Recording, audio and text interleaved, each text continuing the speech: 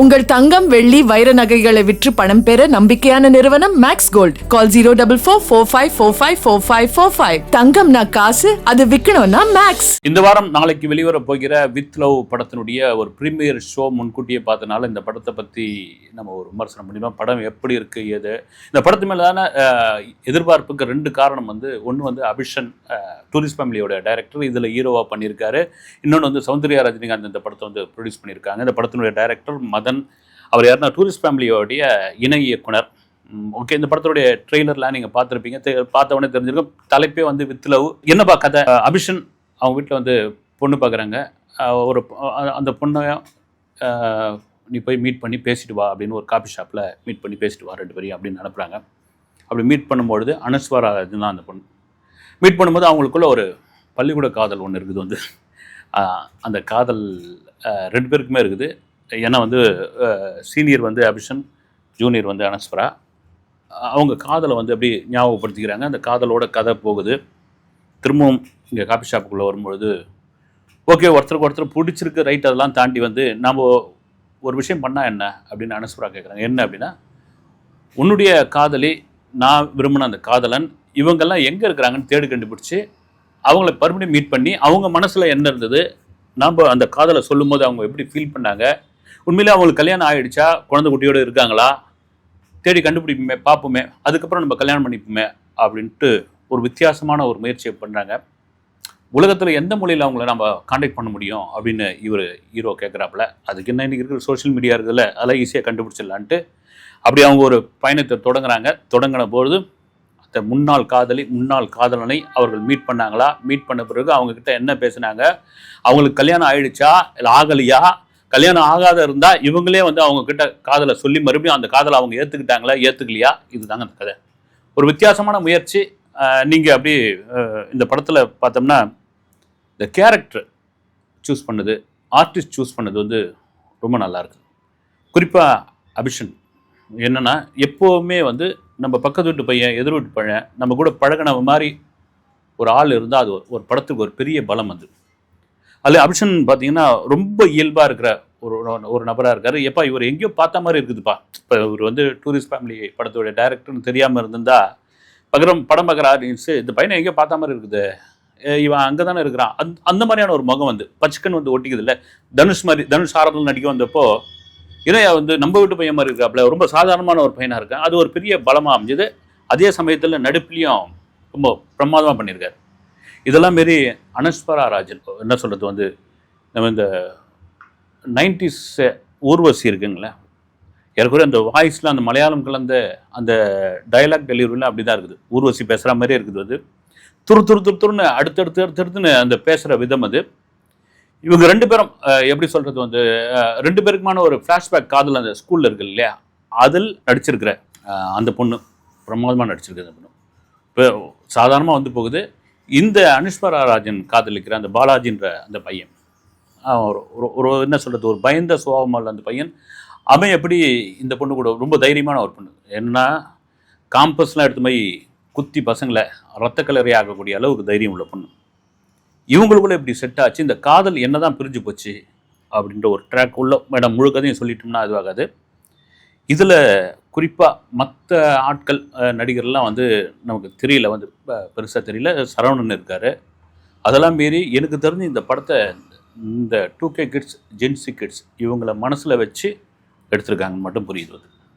ஏன்னா படம் பார்த்த சில பேர்லாம் கூட சொல்லிட்டு இருந்தாங்க, எங்க இது அழகிய ஆட்டோகிராஃபு, இன்னும் சில படங்கள்லாம் அப்படியே ஞாபகப்படுத்துதுங்களே அப்படின்னாலும் கூட இன்றைய சூழ்நிலையில் இப்போ எப்படி பசங்கள்லாம் இருக்காங்க, அவங்க எப்படி ஸ்கூலில் பேசிப்பாங்க, அவங்க எப்படி காலேஜில் நடந்துப்பாங்க, அவங்க ஒரு காஃபி ஷாப்பில் எப்படியெல்லாம் அவங்க இந்த கான்வர்சேஷன் இருக்கும் அப்படின்ட்டு பிரமாதமாக பண்ணியிருக்காங்க டைரக்டர்.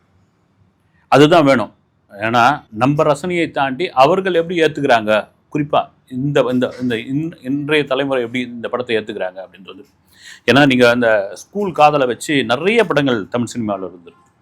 பன்னீர் புஷ்பங்கள்லாம் அந்த காலகட்டத்தில் எவர் கிரீன். அது அப்படிலாம் இருந்த படம். ஒவ்வொரு காலகட்டத்திலும் ஒவ்வொரு படம் வரும்.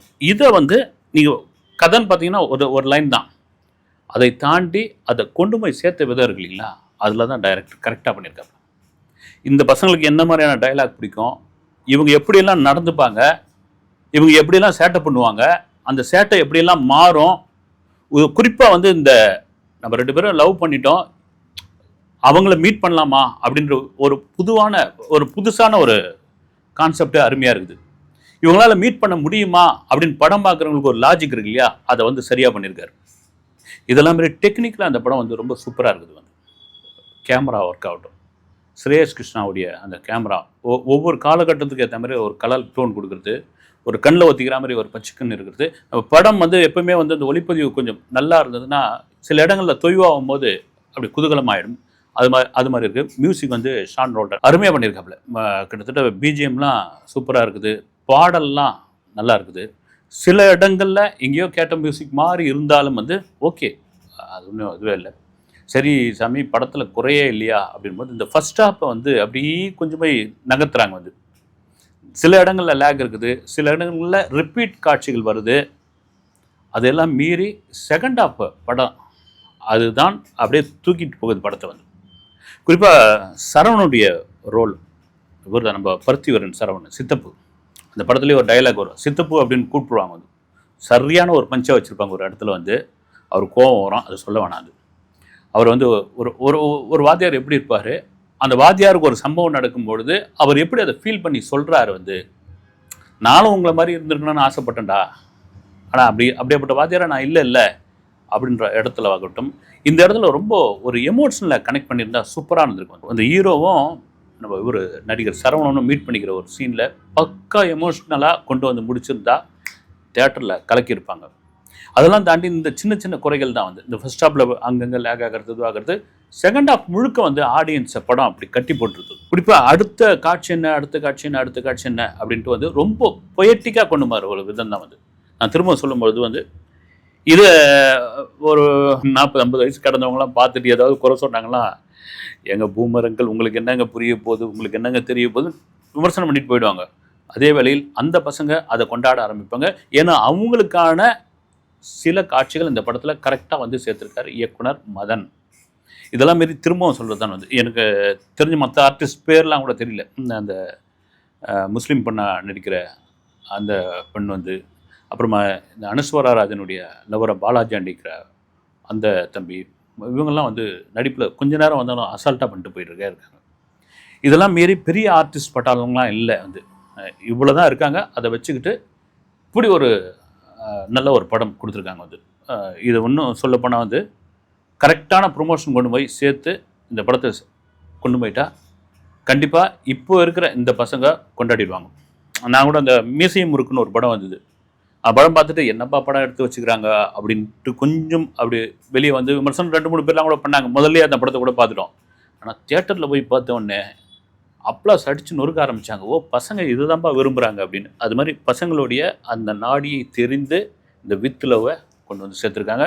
படத்தில் பார்த்தீங்கன்னா பெரிய அளவில் வந்து ஆபாசமான காட்சிகள் இதுவானது எதுவும் இல்லை. வந்து போயிட்டு ஒரு என்ன சொல்கிறது, பசங்களுக்கு ஒரு பிடிச்சமான படமாக இது இந்த பொங்கல்லேருந்து ஒன்றும் பெரிய படங்கள் அப்படி ஒன்றும் இல்லையே. ஜனநாயகன் வந்திருந்தா தானே பெரிய படம், ஜனநாயகம் இப்போ வருமா அப்போ வருமானு இருக்கும் பொழுது இந்த படத்தை பசங்க கொண்டாடிடுவாங்க அப்படின்ற மாற்று கருத்து கிடையாது. போய் தாராளமாக பார்க்கலாம். அடுத்த வீடியோவில் சந்திக்கிறேன். நன்றி.